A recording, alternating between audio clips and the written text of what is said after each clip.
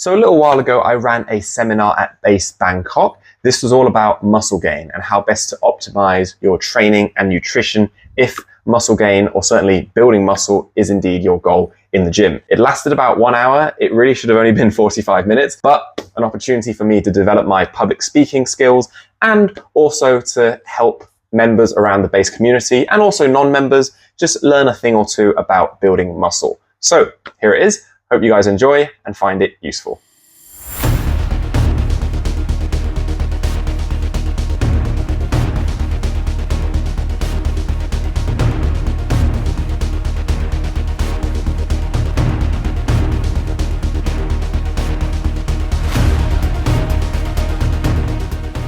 Okay, cool. So firstly, welcome to this muscle gain workshop. We're going to cover training and nutrition. I think I've seen most of you before, but for those of you who don't know me, my name is Matthew and I'm a coach here at Base Bangkok. We'll try and keep this around 45 minutes. Should have time for questions and answers at the end. So yeah, let's get to it. So quite a lot to cover today, but we're going to be firstly defining what muscle gain actually means and what some of your goals might be if it is indeed to gain muscle in the gym. So we're going to firstly cover training. Many chapters here to cover. Training volume. We're going to look at split and frequency. Don't worry, I'll define what all of these actually mean before I get into them. But we're also going to be discussing progressive overload. We're going to look at technique and effort. All of these things are crucial if your goal is to indeed build muscle in the gym. We're also going to brush up on nutrition. So we're going to look at what your daily calorie intake should be if you're serious about building muscle. We're also going to look at what your protein intake should be every single day. And we're also going to look at some other areas around nutrition, like your carbohydrate, your fat intake, as well as micronutrients, what they are, why they're so important. And then finally, we're also going to touch up on recovery and hydration. Cool. So let's get into it. So firstly, let's talk about the definition and goal of muscle gain. So hypertrophy is the fancy word that us trainers like to use in the gym around building muscle. More specifically, it just means training with the goal of enlarging your muscles. So yeah, that's the definition there, the physical increase of muscle size. Often it's a goal that a lot of bodybuilders strive for. So people in the gym, they're not too interested around how much they can lift or, their personal best on their bench, their squats, their deadlifts, movements which you might be familiar with. They're not interested in that. They're purely interested in how much muscle mass they have. So they might be interested in how shredded they look, how jacked, how huge they are. That is what we mean by hypertrophy. On the other hand, strength training just really comes down to how much you can lift in one sitting. So it's the amount of external force your muscles can move. Hence why the rep range is very minimal. Just a show of hands, who here has been to a Base Strong class? Just raise up your hand for me. Okay, cool. So a few of you. You'll know, I think with punch, correct me if I'm wrong, but the rep range that you lift in this class is generally pretty minimal. Right, fair to say? Cool. So we're looking at anywhere from 3 reps, probably 5 reps tops. You might even do a 1 rep max. The idea of this is just to see how much force your muscles can exert in a small rep range. So that's strength training, but we're not going to cover that too much for today. So back to hypertrophy. Again, the fancy word for building muscle. So common goals, what are they? So these are the goals that I hear quite a bit as a coach. I want to tone up. I want to get bigger. I want to get a 6-pack. I don't hear this one too often, but I want to look good topless. Become beach body ready for Instagram. You might have an upcoming holiday or a summer trip planned, and you want to look as good as you possibly can. Again, you will notice a theme here. It's all down to aesthetics, how your body looks. Have bigger biceps, a common one with guys. An hourglass physique for ladies, guys as well, maybe, you never know. Growing your glutes. So for those of you that don't know, those are your bum muscles. A lot of ladies out there, they want to get a nice, peachy, round bum. That's common as well. So they want to focus on hip thrusts, a lot of exercises that are going to grow their bum muscles. So these are some of the goals if your objective is to actually get bigger. Hopefully you're clear now on the definition on hypertrophy and what it means. Let's look at training. Okay, first chapter to cover is training volume. Who here, any brave volunteers, anyone here knows what volume refers to when we mention it in training? You can put your hand up. Any brave volunteers? Anyone at all? No? Okay. Say again, sorry? Kind similar, not quite. Good, though, we'll get on to frequency in a second. So, training volume just refers to three things: sets, reps, and weights. So that is the definition of training volume. If muscle gain is your goal, your training volume needs to be high. So why is this? Well, to build muscle and to get yourselves bigger, you need to give your muscles a new stimulus. You need to push it harder than what it's used to lifting. We're looking at 10 to 20 sets per muscle group per week. If you're not entirely sure what that means or what that looks like, don't worry. We'll go into an example. But there's many studies out there, a lot of research, which can confirm this. That is the sweet spot. At the very least, 10 sets per muscle group per week. So, if we have an example weekly program, what does that look like?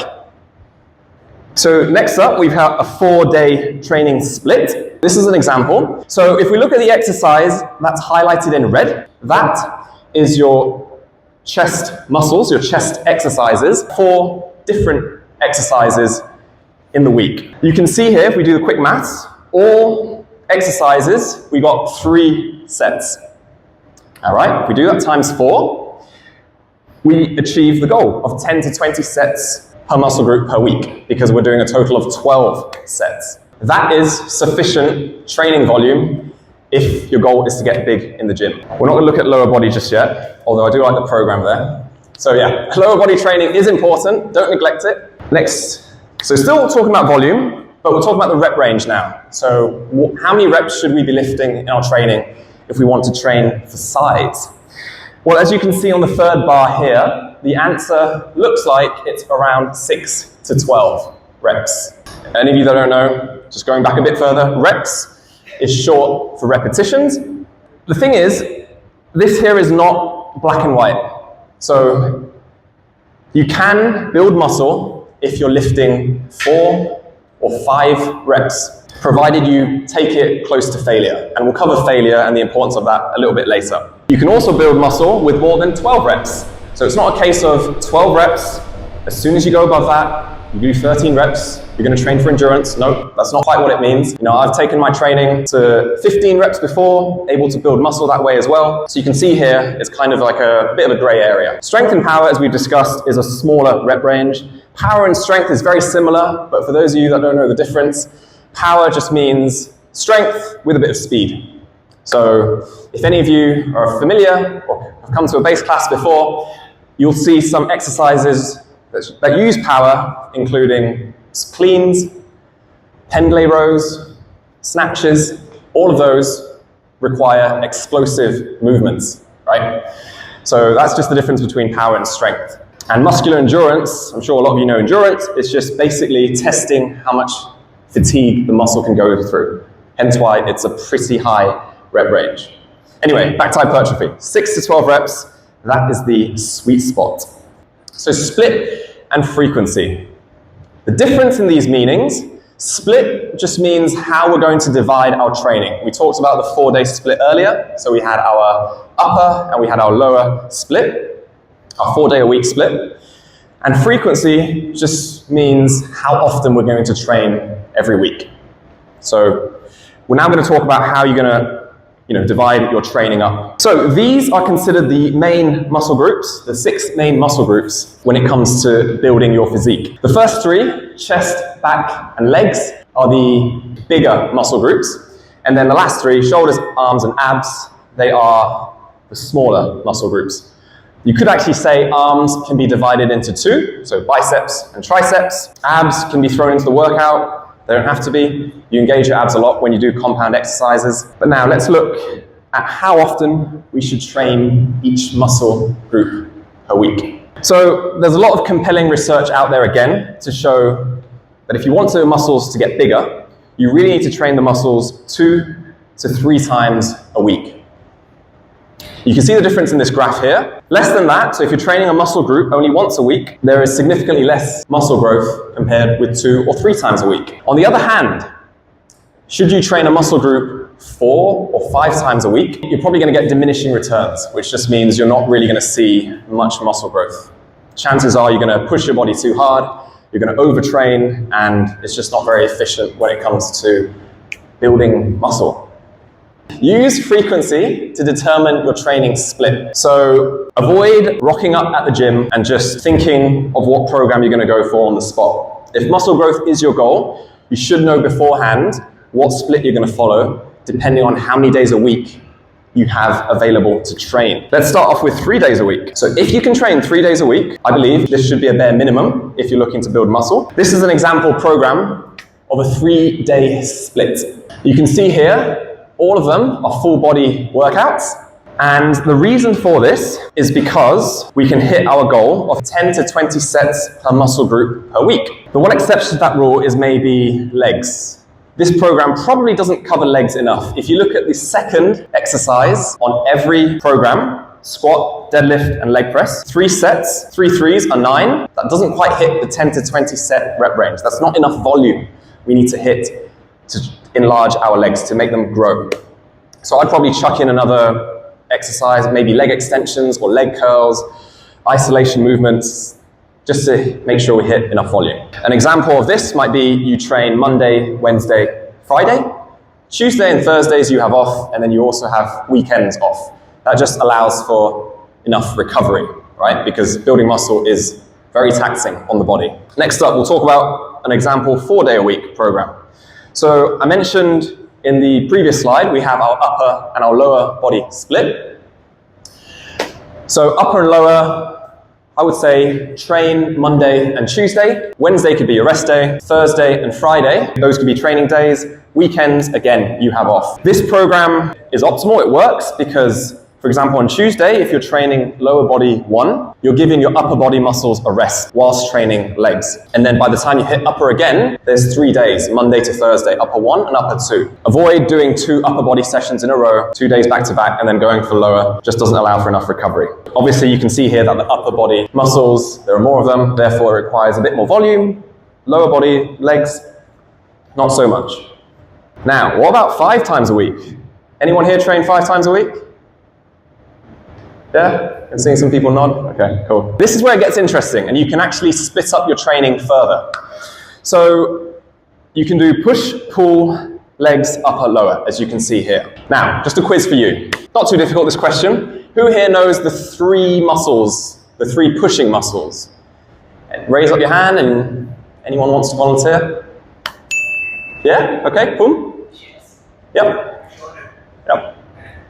Yes, perfect. Nailed it. Exactly. So chest, shoulders, and triceps, they are what's known as our pushing muscles. That's the movement pattern they require. The pulling muscles would be known as our back and biceps. And then lower and legs, very, very similar. If some people want to train specifically, could decide to do maybe a quadricep dominant leg day. And then the other one might be a hamstring and glute dominant day. That's also fine. You can split your training up further. But 5 days a week, you can split your training up a bit more. Again, we've touched up upon this. I would throw, okay, abs is technically upper body, but because there's a lot of volume for upper already, we can throw abs on our same day as we train legs. Going back to the 3 times a week split, you probably want to stick with full body workouts until you can train more than 3 days a week. Why is this? Well, if you're training upper, lower for the 3-day-a-week split, you're only going to have 1 day where you're training upper and lower. There's not enough volume to enlarge your muscles. So we're going to talk about tips on exercise selection and ordering. If you're a bit unsure, hopefully this should help. Compound exercises. Some of you might be aware, might not. But a compound exercise is an exercise which works more than 1 muscle group at the same time. So an example of this is the bench press. It doesn't only work your chest muscles, it works your shoulders and your triceps. If you do a squat, it doesn't only hit your quadriceps, it hits a bit of glutes, a bit of your bum muscles. So compound exercises are very important. You want to include that in your program because they hit multiple muscle groups and they give you the most bang for your buck, right? You can hit multiple muscle groups in a very short time. It's also very taxing on the body, so just keep that in mind. On the opposite of that, we have an isolation exercise. This is an exercise that only hits one muscle group. So for example, a bicep curl, right? We're only hitting the biceps. We're not hitting any other muscle group. Now let's talk about the priority. Well, as you probably guess, you definitely want to start off your program, your workouts, with compound exercises. The reason for this is because it's taxing on the body, it's going to push yourself. At the start of your workout, you should be fresher, you should have more energy, and therefore compound exercises at the start make sense. Some of you, if you're personal training clients at Base, you might not even do isolation exercises in the first place. The reason for this is if your goal is you want to build strength, you just want to lose fat, compound exercises does the job pretty well. And I think isolation exercises, they're a great addition to your workout, especially if you have a lagging muscle group, which we'll talk about now. So that's the benefit of isolation exercises. An example for me, I started training, my chest muscles were probably the strong point. A few years into my training, I felt like my shoulders were a little bit underdeveloped. So what did I do? I threw in a couple of lateral raises, just to make sure my shoulders were getting enough volume. So this is a good thing. If muscle growth is your goal, you can throw in a bit more exercises that target that muscle. It's the complete opposite to fat loss. If fat loss is your goal, a lot of people store belly fat around the waist. The common misconception, I've just got to do loads of sit-ups, crunches to lose that belly fat. Fat loss doesn't work that way. It's to do with the food that you eat and how many calories you burn. Okay, progressive overload. Again, I'm going to throw this back to you. Anyone here knows what progressive overload means? Any brave volunteers? You can put your hand up. I'm not going to pick on anyone. Bit mean. Okay, progressive overload just means making your training harder over time. This is the official meaning of it. Why is it so important? Well, the thing is, muscle growth, your body actually resists it. It's a very unnatural thing for your body to go through. And the only way it's going to achieve the goal of muscle growth is if you push your body harder than what it's used to working out before. Again, I might use another example here if I may. So let's say there's a toddler, right? The toddler, a few months old, I think it's a few months old, finally knows how to crawl, right? There gets a point where crawling becomes a little bit easy for the toddler now, right? So what's the next step? The next progression in this case, might be for the toddler to stand up on both feet. All right? It finally does that. Walking could be the next step. Pardon the pun. After that, it might gradually start to walk a little bit faster. That might turn into a jog. Going back to muscle growth, it is crucial that we apply progressive overload. We make our training harder over time. Honestly, it's amazing how quickly our bodies adapt. All right? So for example, first time you're in the gym, you pick a 10 kg dumbbell and you do a goblet squat. If you do that 10 weeks later of consistent training, your body is going to plateau. You're not going to see gains anymore. So we're going to talk about ways to apply progressive overload in your training over the next few slides. And the example we're going to use is the barbell back squat. So, methods.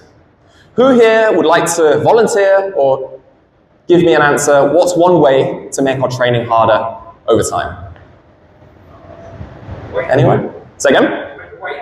Exactly, nailed it. That is the first one I've got here. So, making the weight heavier, adding more weight to the barbell. So you can see here, this is an example 3-week program of our barbell squat. Week 1, you lift 30 kilos, and then week 2, you add a tiny bit of weight. Notice that the rep range and the sets here is exactly the same. We're just focusing on the weight. So this is the default. That's probably what a lot of you think, how to make the training harder. But you're only just scratching the surface. There are many more ways to make your training harder. Second one, you can increase the reps. So notice how the second example, the weight we're lifting is exactly the same, but to ensure that we're challenging our muscles continuously, we are increasing the reps. So every week we're increasing by 2 reps. You can probably see where this is heading, but the third way to apply progressive overload, you can increase the sets. So you can see here, every week we're increasing the sets 1 by 1. I would advise against increasing the sets. The reason for this is you might think it's only one set, but don't forget the definition of a set is a group of reps. If you're doing 10 extra reps on top every single week, you get to week 5, week 6. If you're still doing 5 or 6 exercises and every exercise is 6 reps, it's going to be a long workout. You're going to be in the gym probably around 2 hours, and it's going to be very taxing on the body. But this is just an example. More ways to apply progressive overload. Let's get into them. So training frequency. So I had a client who has lifted before. She came to base. She started off training 2 times a week. After about 2 months, we realized that she was getting strong, her training was good, she was enjoying it, so we decided to bump it up to training 3 days a week. Another example of progressive overload. Another example could be to decrease the rest time in between sets. Week 1, you might rest 2 minutes in between your sets. And then week 2, instead of 2 minutes, we might change that to 90 seconds. Similar to increasing sets, I would use this one cautiously, decreasing the rest time, because if you keep applying this, eventually you're not going to have any rest time in between your sets, and that's not ideal, right? So rest time, just another example. We can increase the time under tension. So, what is time under tension? Well, the clue is in the name. It's basically when the muscles are going through the contraction or the lengthening part. I don't see this often in group classes, but people are very, very focused on bringing the weight from A to B. They're not really focused on the contraction. They're not really focusing on time under tension. I don't blame them, because time under tension is uncomfortable. All right, it's not what your body wants. As human beings, we tend to avoid discomfort, right? So time under tension, just prolong the time. So instead of just lowering the weight 1 second, maybe change it to 2 or 3 seconds. Improve exercise form. Let's say first week, I'm doing a barbell bicep curl, and I'm curling the weight up like this. All right, that is how I'm doing it. To apply progressive overload, I might aim to try and keep my hips still. That way, I can isolate my biceps much better. Because if you see I'm swinging, what I'm doing here is cheating. I'm shifting tension off of my biceps and shifting that onto my lower back and using my hips to help. If you're cheating, it defeats the purpose a little bit. Finally, we also have improving the range of motion. So again, I use the bicep curl as an example. Instead of just doing this, you might decide to bring the weight all the way down. The range of motion just basically means how far the muscle is moving. From point A to B, we're just increasing that. Further benefits of progressive overload. Obviously, the first one is very important if you want to build muscle. Continuous muscle growth. All right. We talked about strength earlier. We will get stronger over time. I'm sure any of you, again, I use base strong as an example. I'm pretty sure if you've been doing that class regularly, by the time you get to week 6, week 7, week 8, you're not lifting the same weight as you did in week 1. You've got to apply progressive overload. All right? Because if not, then you'll probably hit a ceiling, hit a brick wall, and it's important. You want to avoid a plateau. You can see that 4th bullet point. Endurance, this is more for cardiovascular fitness, but a good example is high rocks. If you've never done a high rocks race and you're training it, let's say the last station, everyone's favorite, wall ball throws. It's 100 wall ball throws. Obviously, you're not going to start off with that. You might start off your training and do 30 wall ball throws. But then what happens when you train week 3, week 4, a bit later? You might change that to 40 reps, to 50 reps. Eventually, you do that consistently and you're able to hit your target of 100 reps. Okay, let's talk about technique now with training. Who here knows what we mean when we say the negative part of a lift? Any volunteers? Okay, so the negative is just basically the lengthening of the muscle. If we want to get even technical, we can use eccentric. So again, bicep curl, lowering the weight, that is the negative part of the lift. It's where the muscles are lengthening. The opposite of that is the positive, where the muscles are shortening, the muscles contracting. With hypertrophy in mind, if that is your goal, many studies have shown if you increase the time under tension and you prolong the negative to 2 to 4 seconds, that is going to be very beneficial. And there's a lot of correlation between muscle growth and really slowly lowering the weight. Might not sound like much, but if you're pushing yourself hard, 2 to 4 seconds on every set, believe me, your muscles will be screaming. Okay, so we talked about this. with muscle growth as a goal, the lengthening part of the muscle is way more important than the shortening. A lot of people in the gym seem to think that the shortening, where the muscles are contracting, is the most important bit and just kind of dismiss the lengthening. An example is an overhead press. I see this a lot. You might bring the barbell up overhead, push everything into it, but then you just lower the weight. You just let momentum take over and let the weight free fall. Again, this needs to be avoided if muscle growth is your goal. The clue is in the name. It's called resistance training. We want to kind of resist the load on the way down, so just control it. So yeah, we talked about range of motion already. You should take the muscles through a full range of motion. So again, overhead press. Avoid just bringing your hands down to chin height. Ideally, you should bring your hands all the way down, right? Because the muscle is fully lengthened that way. Yep, the stretch, again, the muscle's lengthening is way more important than the squeeze. The squeeze is when the muscle's fully contracted. Now for a picture.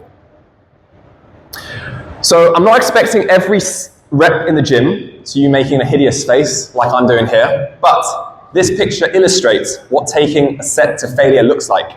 I'm feeling the squeeze. I'm doing a chest fly here, and my muscles are at full contraction. Admittedly, I think this is at the end of the set, when I'm pushing myself hard.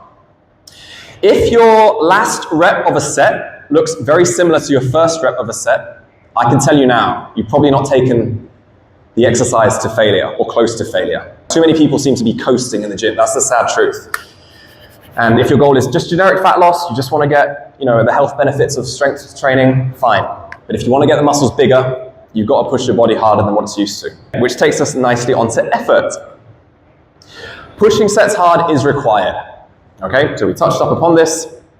RPE is the rate of perceived exertion. If any of you have a personal trainer, even in a group class, the question you probably get the most from coaches is how many reps did you have left in the tank? We don't ask that to be annoying. We don't ask that to put you on the spot. We just want to know how difficult you found that set. Now, with muscle growth as your goal, if the answer is 5 reps or more, I don't hear 5 reps often because I feel like people might not be very honest. But if you ask yourself deep down, if the answer is more than 5 reps, you probably not push yourself as hard as you could. Ideally, I would recommend, if for example you've got 4 sets on an exercise, the goal is you want to build some muscle size, every set, apart from the very last set, should be taken 1 or 2 reps shy of failure. And then the last set, take it all the way to failure.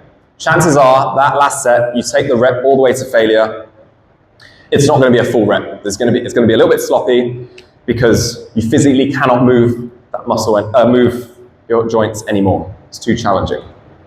Yep, mentioned this already. That's the sad truth. Triggering muscle growth is uncomfortable. So here's the question. How hard is hard enough? Well, we talked around pushing it close to failure. And if it's not the last set, don't worry about pushing it to failure all the time. That can be counterproductive. So I want to show you this graph.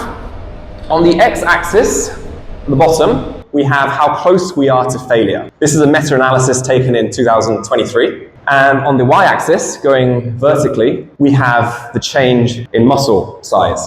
If we're focusing not on the dots, but on the line, we can see here that the line goes up steeply the closer we take our sets to failure. What's interesting here, the difference between 0 reps to failure and 2 reps to failure, you can see it goes up very steeply. But beyond 4 reps to failure, it flattens out. Muscle growth is minimal. By the way, that dot there on the very right, 20 reps in the tank. So this just illustrates that you really need to obviously push the muscle hard, train it in the gym. I know that sounds a bit doom and gloom. I'm saying you must push yourself to failure. Let's finish the training section with something positive. So if you've never really trained yourself with a very high intensity and you've never pushed yourself seriously before in the gym, the good news is you can expect to make the most progress at the start. Why? Because your body, your muscles are not used to training. Therefore, you can expect to make the most progress at the start. Newbies, beginner lifters, even people who have trained for a while but have not been pushing themselves hard in the gym can expect to make the most muscular growth at the start. Take me for instance. So I made the most probably gains in the early days of me lifting. In the last few years, I plateaued a little bit. It makes sense. You get to a point where if you just keep increasing the weight, everyone's obviously going to be On paper, everyone should be able to deadlift and squat 200 kilos. It doesn't quite work that way. It becomes harder to make progress the longer you've been lifting. Just before we start around nutrition, I just wanted to ask if anyone has any questions around training. So there's a lot of talking from me. If you have any questions at all around training, around intensity, your frequency, how many times a week you should be training split, any questions at all? I mean, if not, you can grab me afterwards as well. I'll be available. But yeah, so that's training covered in a very brief nutshell. We're now going to look at nutrition. So, all about food. Training and nutrition goes hand in hand. If you're pushing yourself really hard with training, but you're completely neglecting your nutrition, it's going to be very hard to see gains.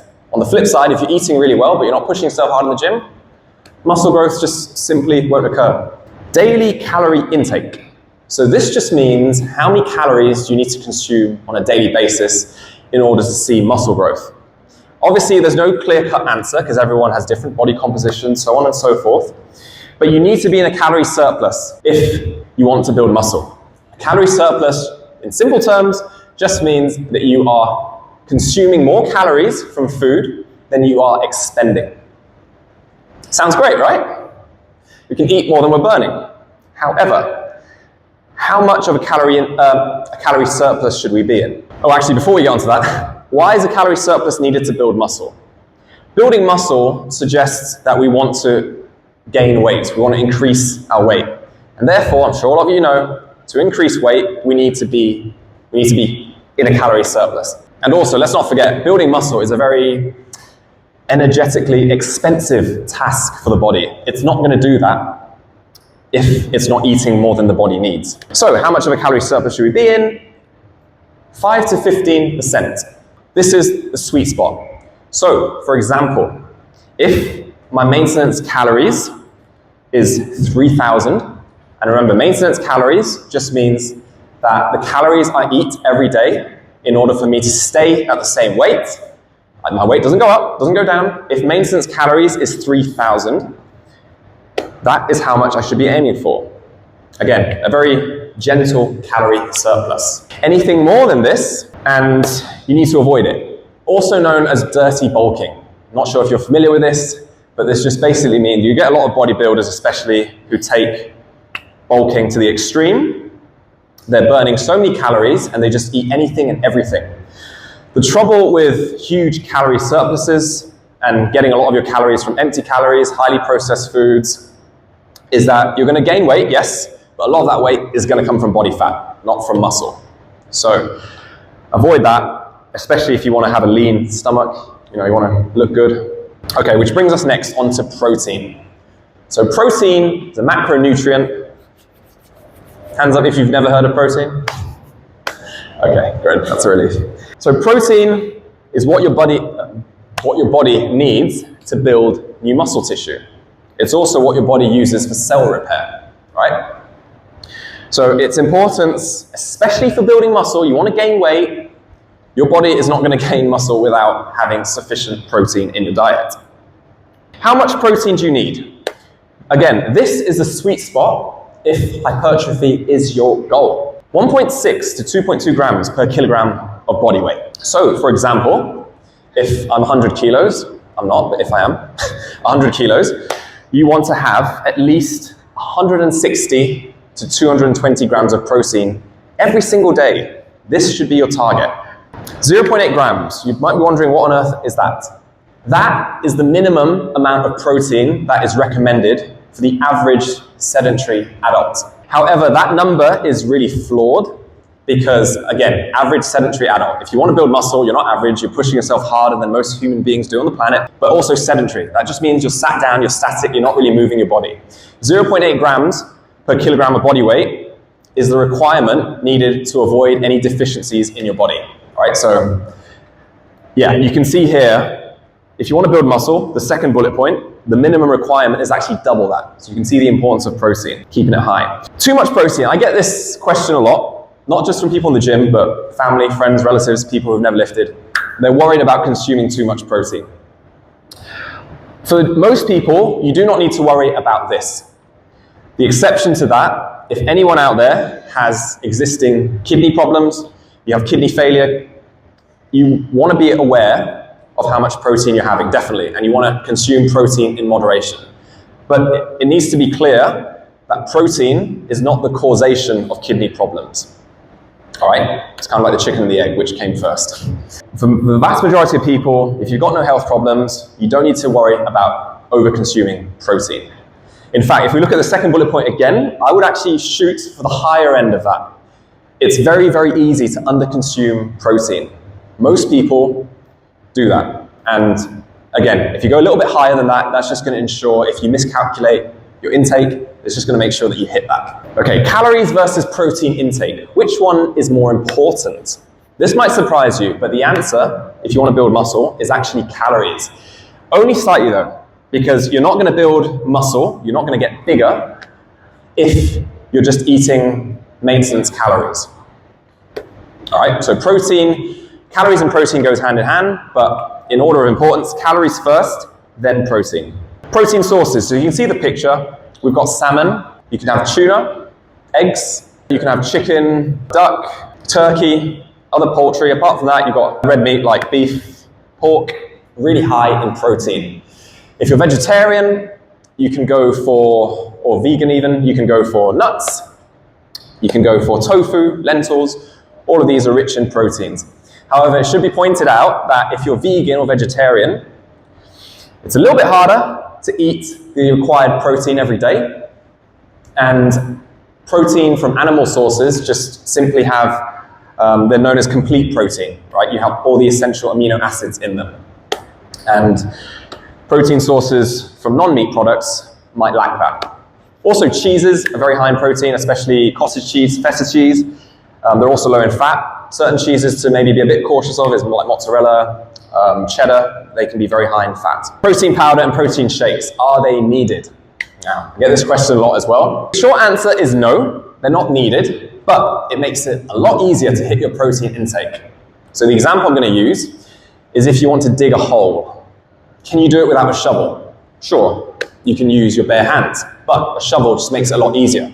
Protein powder is a tool, like a shovel, that you can use to easily hit your protein intake.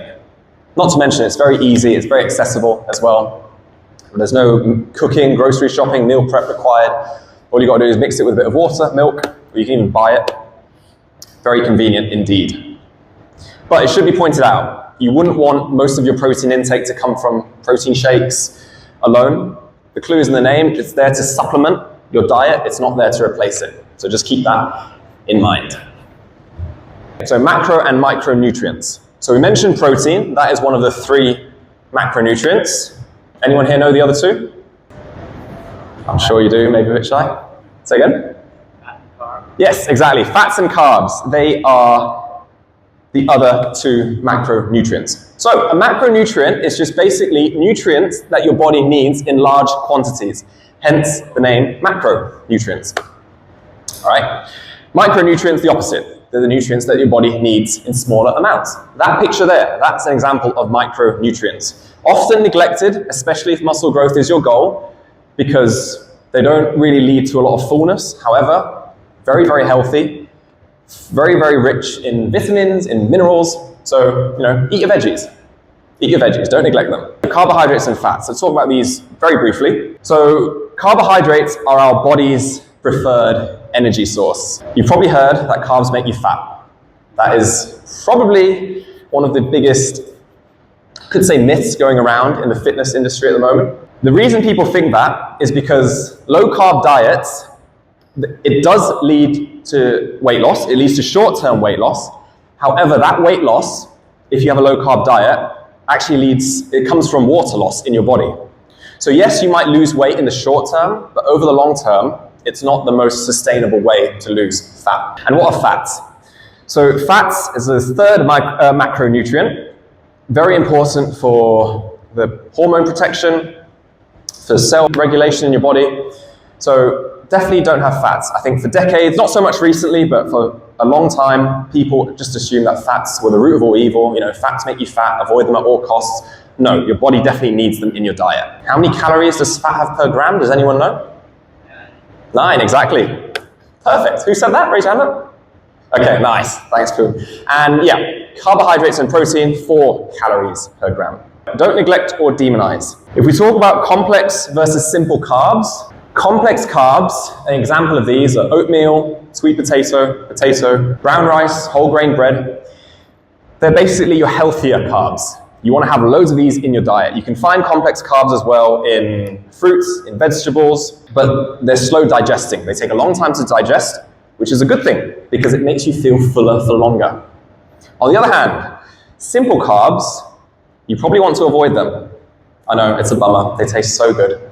So good. The number of croissants you get in cafes around Bangkok, everywhere. But yeah, avoid simple carbs where possible. All right? We're talking things like white bread, pastries, sugary drinks, a lot of these. Avoid them where possible. Very little nutritional value. Some of them also known as empty calories, so high calories, but again, very little nutrition.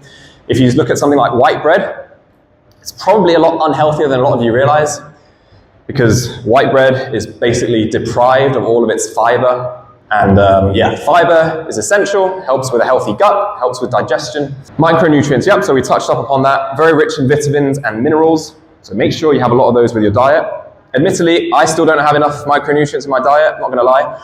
If you look at your plate as a whole, I believe you should have around 1/3 of your portion size of every meal should actually be fruits and veggies, definitely veggies, you know, dark leafy greens, very, very rich in nutrients, but sadly a lot of people don't get enough of that.